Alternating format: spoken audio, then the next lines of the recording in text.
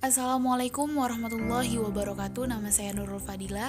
Baik, dalam video kali ini insya Allah akan menjelaskan sedikit tentang pemecahan kompetensi dasar atau KD menjadi sebuah indikator-indikator. Baik, di sini kita akan menggunakan salah satu kompetensi dasar mata pelajaran fikih kelas 7 semester 1. Kita ambil di KD 6.1, yakni yang menjelaskan ketentuan-ketentuan sholat 5 waktu. Dalam merumuskan indikator-indikator dari sebuah KD, kita membutuhkan yang namanya kata kerja operasional atau disingkat dengan KKO. Nah, KKO ini terbagi menjadi 3. Pertama di ranah kognitif, kedua ranah afektif, dan yang ketiga ranah psikomotorik. Nah, di sini kenapa sih ada C1, C2, C3, C4, C5, C6? Nah, di sini karena kategorinya saya tulis C, itu menjelaskan ataupun menandakan bahwasannya ini berada di kata kerja operasional ranah kognitif. Ranah kognitif itu ditandai dengan C1, C2, C3, C4, C5, C6. Nah, jadi C1 itu untuk pengetahuan, C2 untuk pemahaman, C3 untuk penerapan, kemudian C4 untuk analisis, C5 sintesis, dan terakhir C6 untuk penilaian. Nah, baik, di situ udah ada C1 sampai C6. Nah, di situ juga udah ada keterangannya tuh, C1 menjelaskan dan sebagainya ya sampai C6. Itu kok bisa sih C1 menjelaskan, kemudian C2 mengkategorikan. Nah, saya jelaskan sedikit. Itu C1 menjelaskan itu dapat dari KD. Kata pertama dari KD yang sudah kita pakai tadi, itu menjelaskan. Maka dari itu di situ C1-nya menjelaskan. Nah, terus C2, C3, sampai C6 itu dapat dari mana itu? Sedangkan tadi C1-nya pemahaman seharusnya gitu kan. Nah, itu semua udah terstruktur di KKO atau kata kerja operasional.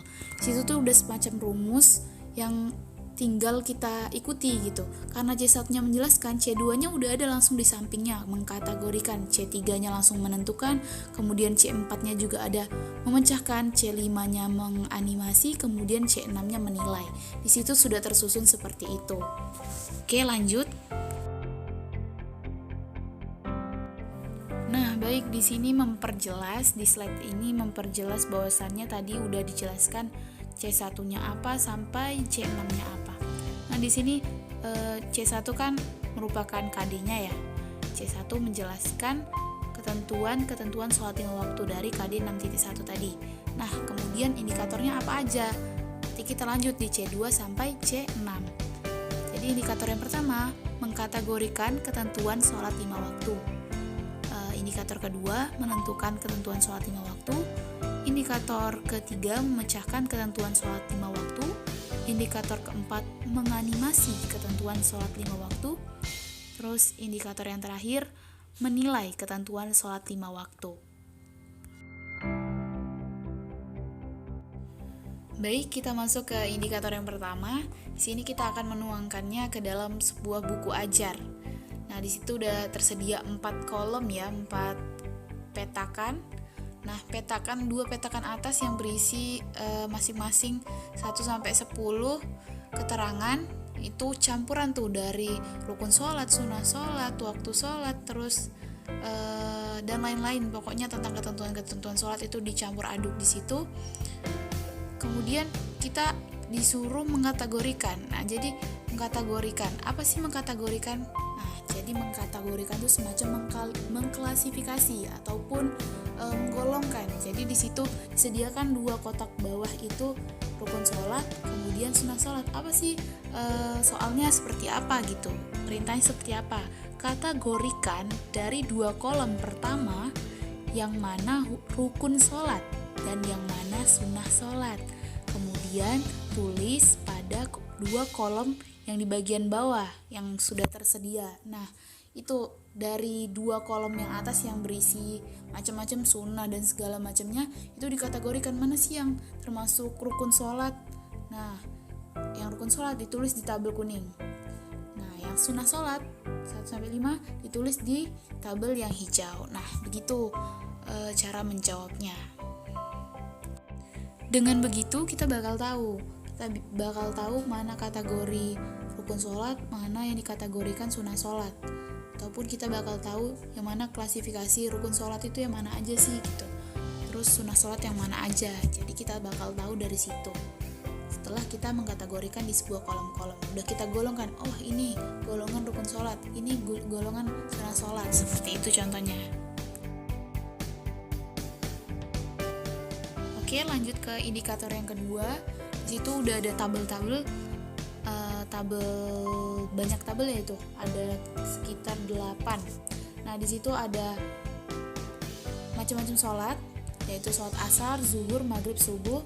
Kemudian itu di samping kiri itu ada waktu-waktunya kapan aja gitu. Jadi bunyi soalnya apa? Tadi kan disuruh yang indikator kedua itu tentukan. Jadi tentukan itu apa? Jadi pastikan yang mana yang benar gitu. Pastikan. Tentukan pasangan yang sesuai dari waktu sholat, itu bunyi soalnya. Atau bunyi yang diminta. Tentukan pasangan yang sesuai dari waktu sholat. Jadi tinggal dipasangkan. Waktu asar itu kapan tuh?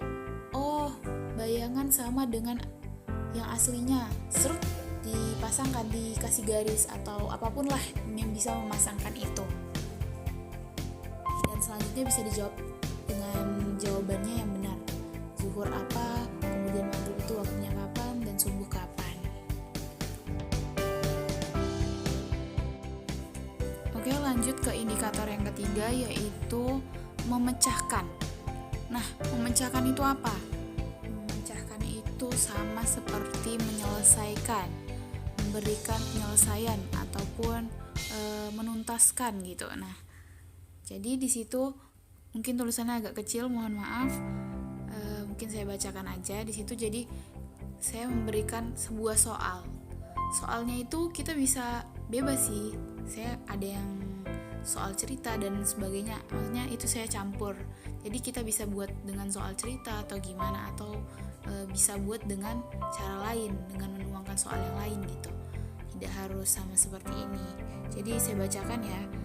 Bila jarak bayangan sama dengan kita, menandakan telah masuk waktu sholat. Nah, kita pecahkan dari sebuah ulasan ini, kita pecahkan. Jadi kalau misalnya bayangan kita sama, itu sholat apa ya? Jadi murid tuh harus memecahkan soalnya di sini. Kalau misalnya bayangan sama itu menandakan sholat apa? Jawabannya sholat asar. Nah, yang selanjutnya, berapa jumlah rakaat sholat maghrib? Pecahkan. Kalau misalnya dia hafal, dia bakal mudah menyelesaikan atau memecahkan soal ini. Kemudian ketika sholat, Sarah lupa membaca surat Al-Fatihah. Berarti sholat Sarah sah atau batal kalau misalnya surat Al-Fatihahnya lupa. Kemudian soal selanjutnya ya, berakal sehat merupakan salah satu ketentuan dalam sholat, yaitu termasuk dalam berakal sehat itu apa sih? Sunnah sholat kah, wajib sholat kah, atau yang lain gitu. Tentukan, dipecahkan jawabannya. Kemudian apabila sholat kita harus menutup aurat, mengapa begitu? Nah, kita jelaskan kalau misalnya itu dijelaskan kenapa harus menutup aurat. Jadi pecahkan soal yang udah dikasih tadi. Oke, masuk ke indikator yang keempat. Indikator keempat itu menganimasi. Animasi itu apa sih gitu ya? Animasi itu berarti kayak berhubungan ketat dengan sebuah gambar gitu ya. Dari sini mungkin soalnya saya kasih mudah. Jadi kita menentukan di sini keterangan soalnya, tulislah nama gerakan sholat sesuai dengan gambar yang ada. Jadi di situ kan disajikan banyak gambar ya. Nah, contoh yang pertama tuh lagi angkat tangan, kedua tangannya diangkat. Seperti itu namanya gerakan apa gitu. Jawabannya takbir. Nah, ditulis tuh di titik-titiknya di situ takbir gitu. Tapi itu saya tulisnya pakai itunya hitam ya, seharusnya putih ya, kebalik. Tapi nggak masalah, itu kan cuman sebuah ulasan, cuman sebuah contoh, jadi bisa diwarnain apa aja boleh. Kemudian yang bagian kedua itu merupakan gerakan apa kalau lagi nunduk gitu. Yang pakai baju kuning, pakai baju putih, itu namanya ruku, tulis ruku. Selanjutnya ditulis lagi di gambar-gambar selanjutnya, itu ditulis sesuai dengan gerakannya apa. Nah, kita masuk ke indikator yang terakhir, yaitu indikator 5 tentang menilai. Bunyinya menilai. Menilai itu apa? Yang memberi penilaian. Jadi menilai itu memberikan sebuah penilaian ya. Jadi di situ saya kasihkan contoh, kita tuangkan dalam buku ajar. Jadi di situ ada titik-titik ya. Keterangannya apa sih? Disuruh ngapain sih? Isilah titik-titik dengan keterangan benar atau salah sesuai dengan ilustrasi yang diberikan. Jadi di situ ada benar salah. Jadi di titik-titik itu isi kata benar atau salah. Ilustrasinya apa? Itu mungkin agak kecil lagi ya tulisannya. Mungkin ya matanya masih jeli, mungkin masih bisa baca sedikit-sedikit, tapi mungkin saya bacakan lagi. Jadi soalnya ilustrasinya itu yang pertama, ketika sholat Andi berbicara dengan Badrul, maka sholat Andi sah. Itu benar atau salah sih ketika sholat Andi berbicara dengan Badrul?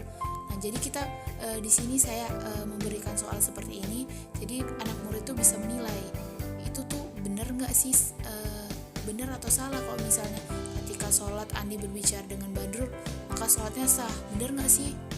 Gitu, benar nggak atau salah gitu? Ya salah lah. Masa kalau misalnya sholat ngomong sah, berarti jawabannya salah. Kemudian yang kedua, Santi memakai mukena yang bolong bagian hiasan rendahnya, maka sholat Santi sah. Benar nggak? Bagian hiasannya doang yang bolong. Itu benar atau enggak kalau misalnya sah sholatnya? Benar dong, kan cuma hiasan rendah-rendah bagian bawahnya aja gitu. Berarti benar ya? Jawabnya benar di titik-titik yang kedua. Baru tuh kita lanjut ke titik-titik yang selanjutnya. Soal yang ketiga, Salma makan ketika hendak ruku, maka sholat Salma batal. Itu benar atau salah kalau misalnya Salma makan ketika ruku terus sholatnya batal kalau misalnya dia makan? Benar nggak? Benar ya? Nah, berarti jawabannya benar. Masa iya makan sambil ruku sah? Gak mungkin ya, berarti jawabannya benar kalau misalnya makan sambil ruku itu batal. Nah, itu mungkin saya jelaskan, saya bacakan 3 soal saja mengingat waktu. Nah, dari soal-soal tadi bisa dilanjutkan, teman-teman mungkin bisa membuat soal dalam bentuk yang lain dan dengan tingkat kesulitan yang berbeda-beda. Kita menyesuaikan saja kondisi lapangan. Anak murid kita ini seperti apa tipikalnya? Harus mendapat soal sulit atau soal sedang atau soal mudah gitu. Itu easy ya. Nah, di situ kita bisa menyesuaikan tergantung kondisi lingkungan sekolahnya. Baik, mungkin sudah selesai dari penjelasan kelima indikator yang sudah dijabarkan dari sebuah KD tadi. Mungkin cukup sekian penjelasan dari saya. Mohon maaf apabila ada salah kata, salah perbuatan, apapun itu. Mohon maaf yang sebesar-besarnya. Terima kasih atas segala perhatian. Terima kasih sudah ditonton.